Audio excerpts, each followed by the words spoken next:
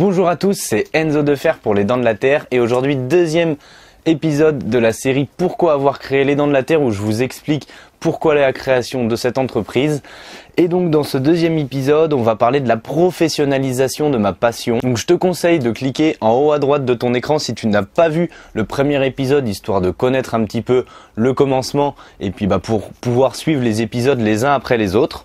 Allez, sans plus attendre, ça commence maintenant.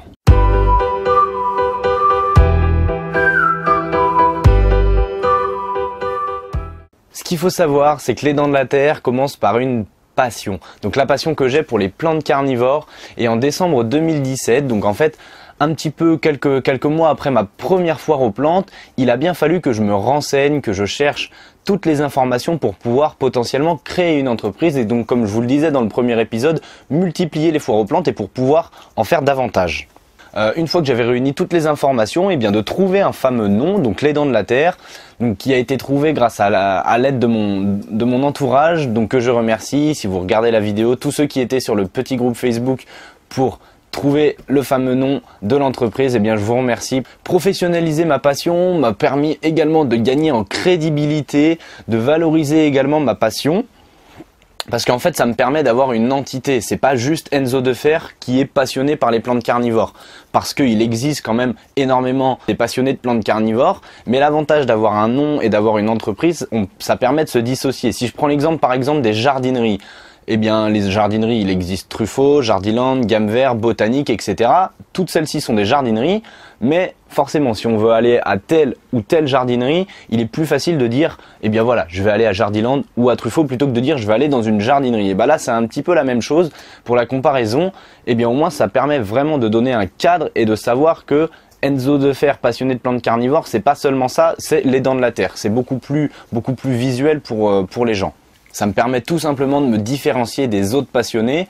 Et puis, il y a quand même l'envie de créer une entreprise derrière. Donc, c'est pas juste pour donner un nom à ce que je fais.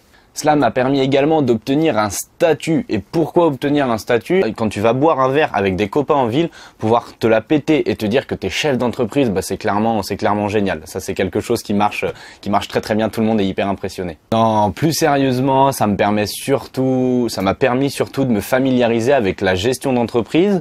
Donc que ce soit la communication, donc à travers les réseaux sociaux pour pouvoir partager tout ce que je fais.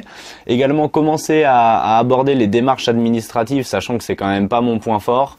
Et puis également avoir une approche financière, commencer un petit peu, en comptabilité, etc., que ça soit au lycée ou même en études supérieures, on commence à apprendre tout ce qui est bilan, compte de résultats. Et là, ça me permet de mettre en application parce que la comptabilité dans une entreprise et la gestion des chiffres, c'est très très important pour qu'elle puisse tenir la route. Et à partir de septembre 2018, je suis rentré en licence pro métier de l'entrepreneuriat à Quimper.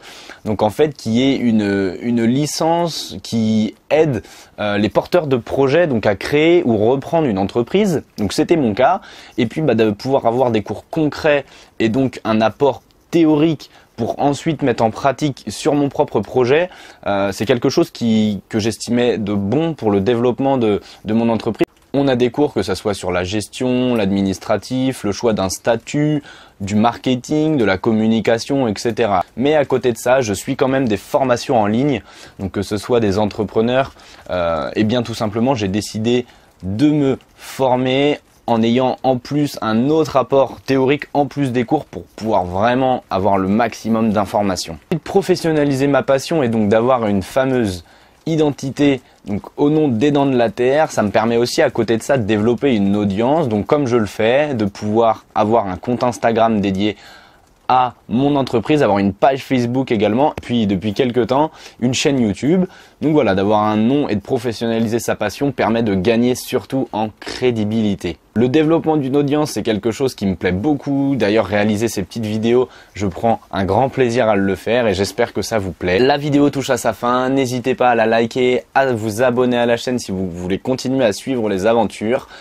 En tout cas, je me suis rendu compte, avec tous les messages que j'ai reçus, que la petite nouvelle croustillante à la fin du 5e épisode vous intriguait tous et toutes. Donc c'est génial, ça me fait plaisir parce que je pensais pas qu'en disant ça, ça allait autant vous intriguer et vous intéresser. En tout cas, je vous dis à bientôt pour le 3e épisode. Ensemble, cultivons l'insolite, c'était Les Dents de la Terre.